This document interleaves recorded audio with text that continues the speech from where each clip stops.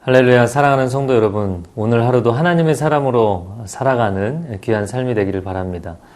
하나님의 사람으로 살아간다는 것이 어떻게 보면 굉장히 부담스럽습니다.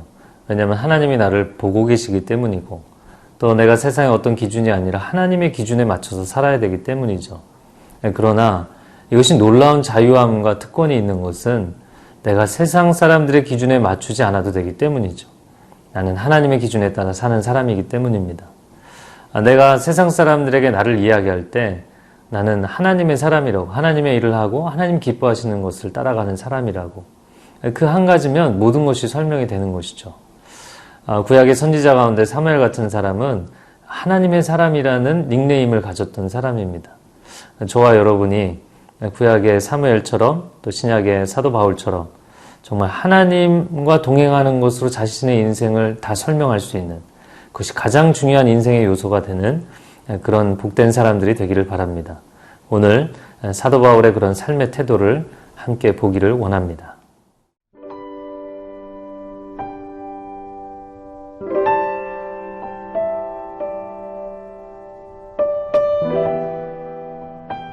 고린도 후서 4장 1절에서 10절 말씀입니다.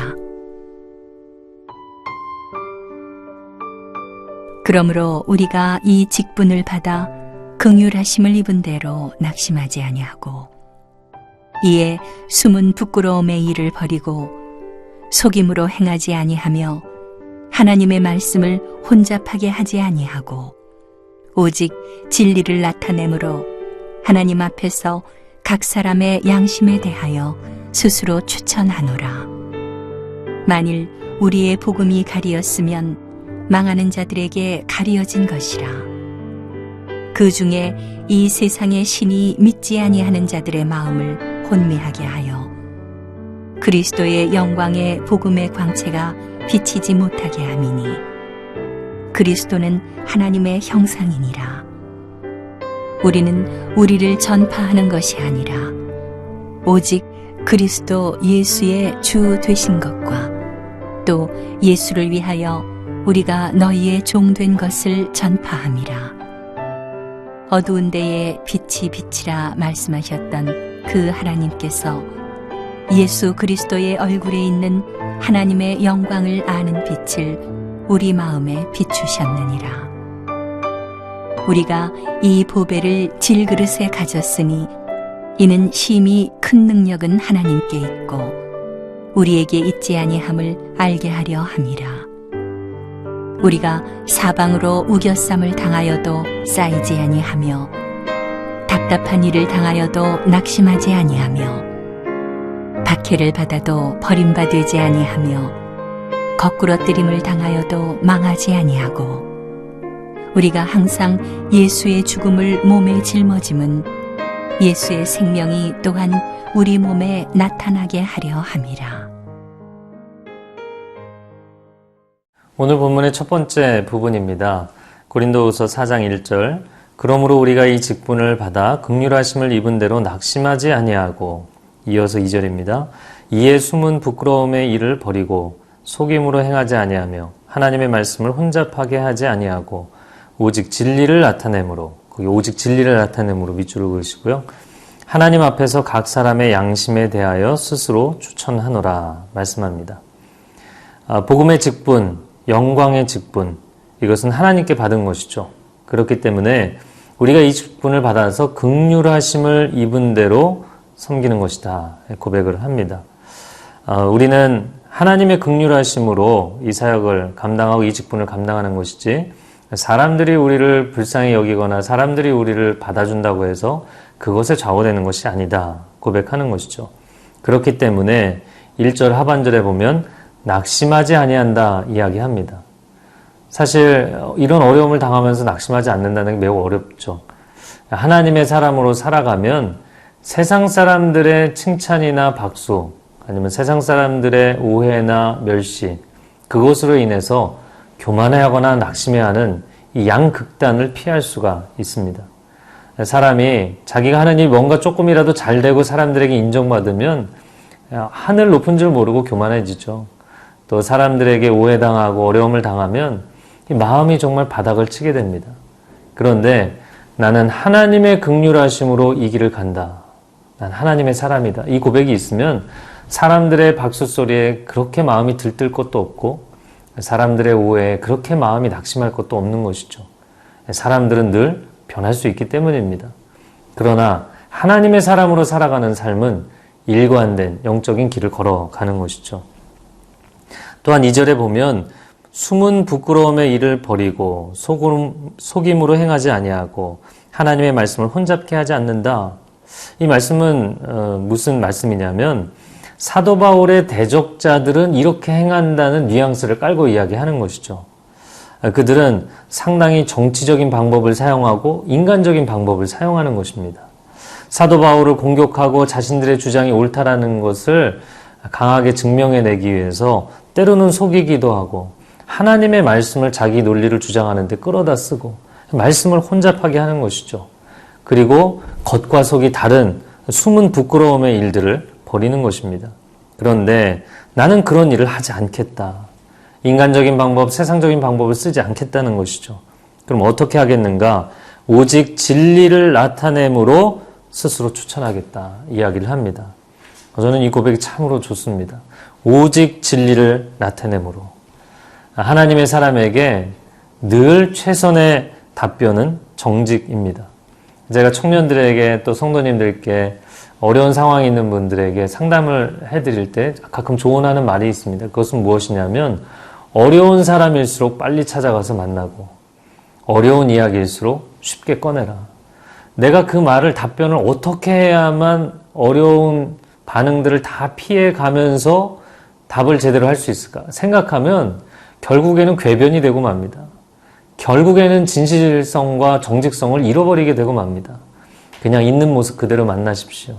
하나님이 나의 입술을 주장하실 것이고 하나님이 내 마음의 진심을 아신다면 여러분 사람을 두려워하지 말고 정직하게 이야기하십시오.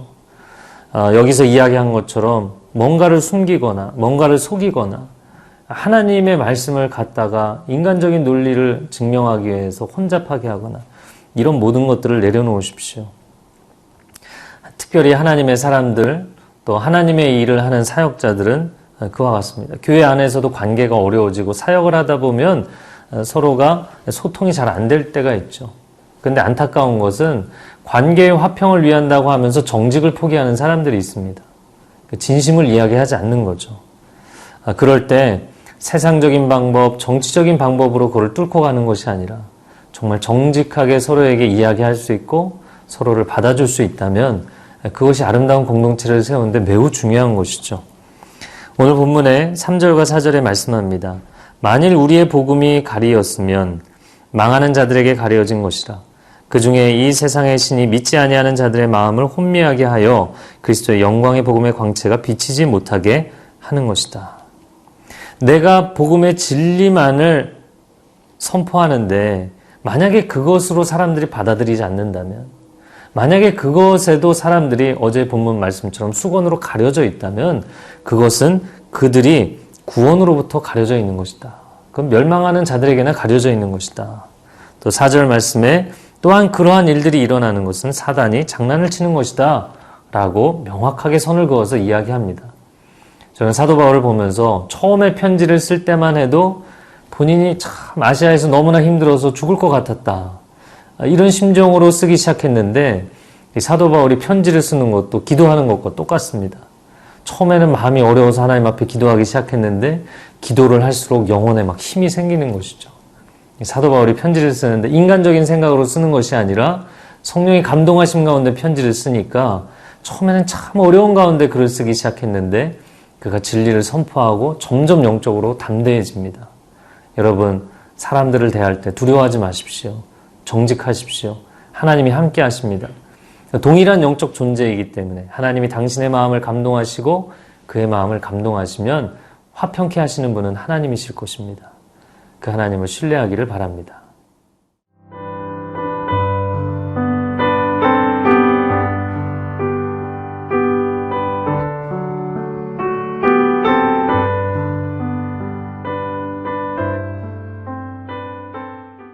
오늘 본문의 두 번째 부분을 보도록 하겠습니다. 5절 말씀에 보면 우리는 우리를 전파하는 것이 아니라 오직 그리스도 예수의 주 되신 것과 또 예수를 위하여 우리가 너희의 종된 것을 전파함이라. 우리가 인생을 살아가면서 우리 자신을 전파하는 것이냐 아니면 예수 그리스도를 전파하는 것이냐, 이건 다르다는 것이죠. 때로 신앙생활을 보면 절대자이신 하나님을 믿는데 그 절대자를 믿는 내 신앙을 절대화하는 경우가 있죠. 즉 하나님이 영광을 받으셔야 하는데 내가 그 영광을 취하게 되는, 하나님의 절대성, 하나님의 영광, 그리고 하나님이 내 인생의 목적이셔야 되는데 내가 그 자리를 차지하게 되는 그런 경우가 생기는 것이죠. 이것은 마치 예수님을 전하고 복음을 전하고 생명을 전해야 되는데 어느새 나 자신을 전하려고 하는 것이죠. 우리는 그런 삶을 살지 않는다. 우리는 그렇게 사역하지 않는다. 사도 바울이 이야기를 합니다. 그래서 우리를 전파하는 것이 아니라 그리스도 예수의 주 되신 것을 전파하고, 두 번째 고백도 참 좋습니다. 예수를 위하여 우리가 너희의 종된 것을 전파함이라. 여러분 생각해 보십시오. 초대교회에서 가장 영향력이 있던 사도입니다. 그런데 그런 사도가 자신에 대해서 어렵게 하는 그 고린도 교회 성도들을 향해서 그들을 누르거나 억압하거나 아니면 그들을 향하여서 어렵게 이야기하는 것이 아니라 우리가 너희의 종된 것을 우리는 전파한다. 이렇게 겸손하게 이야기를 하는 것이죠. 사실 교회에 목회자가 있고 또 임직자들이 있고 또 교회 회중들이 있죠. 그 안에 영적인 질서는 분명히 필요합니다. 그러나 왜 하나님께서 교회에 이런 영적인 리더들을 세우셨는가? 그것은 하나님의 몸된 교회를 위해서 세우신 것이죠. 그렇기 때문에 제가 저희 동료 목회자들에게, 후배 목회자들에게 그런 권면을 많이 합니다. 교회가 목회자를 위해 존재하는 것이 아니라 목회자가 교회를 위해 존재하는 것이다. 이 우선순위가 바뀌면 우리는 교회를 어렵게 하는 사람들이 될 수 있다. 예수 그리스도께서 우리를 작은 목자로 교회에 세우신 것은 그분의 몸된 교회를 섬기라고 우리를 세우신 것이다. 우리를 위해서 교회가 존재하도록 만들면 나도 타락하고 목회자도 타락하고 교회도 어려워지는 것이죠. 이것은 평신도 리더십들에게도 마찬가지입니다. 순모임으로 생각을 해보면 순원들이 순장을 위해서 존재하는 것이 아니라 순장이 순원들을 위해서 존재하는 것입니다. 순장이 그렇게 헌신하고자 하는 마음이 있을 때 그 순이 아름다워지고 영적인 공동체가 되는 것이죠. 교회 사역도 마찬가지입니다. 어떤 사람이 교회 사역을 열심히 하고 봉사의 직분을 열심히 하다 보면 어느새 그 사역과 봉사의 직분이 나의 영광을 나타내기 위해서 또 교회 안에서 나의 자리를 주장하는 구실이 되는 경우가 많이 있죠. 그것은 주객이 전도된 것이죠. 사역팀과 사역이 나를 위해서 존재하는 것이 아니라 내가 그 사역에 헌신하기 위해 존재하는 것입니다. 이 우선순위가 여러분 안에 분명하기를 바랍니다.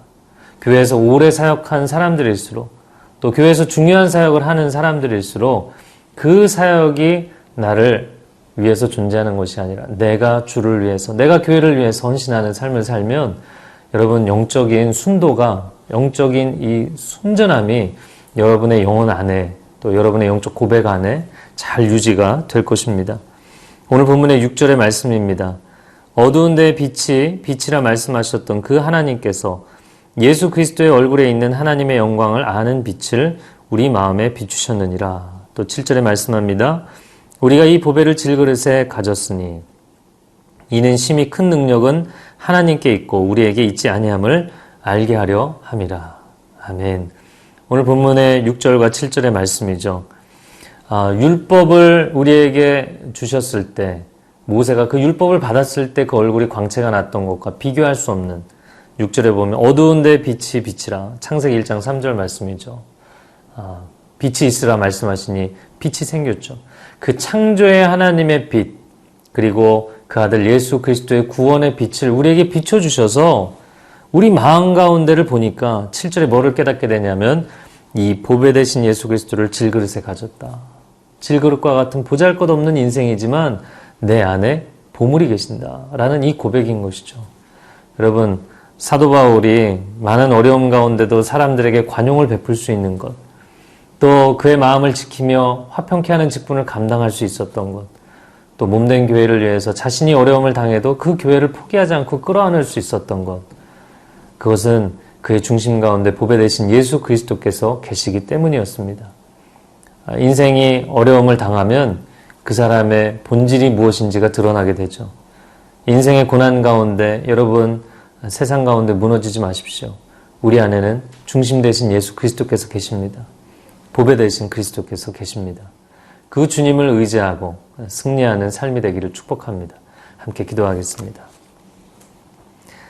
사랑하는 주님, 이번 한 주간을 지내면서 사람들과의 관계 가운데 또 가정에서 직장에서 마음 가운데 어려움을 당한 사람들이 있습니까? 하나님, 그 중심에 무엇이 있는지를 온전히 다시 고백하는 시간이 되기를 원합니다. 이 토요일에 주일 예배를 준비하며 온전히 예수 그리스도를 묵상하는 하루가 되게 하여 주옵소서. 내 인생이 사람들에게 어려움을 당하고 질그릇 같을지라도, 때로는 보잘것없이 느껴질지라도 내 안에 계신 보배 되신 그리스도로 인하여서 날마다 기뻐하고 찬송하고 새 힘을 얻는 우리의 삶이 되게 하여 주옵소서. 예수 그리스도의 이름으로 기도합니다.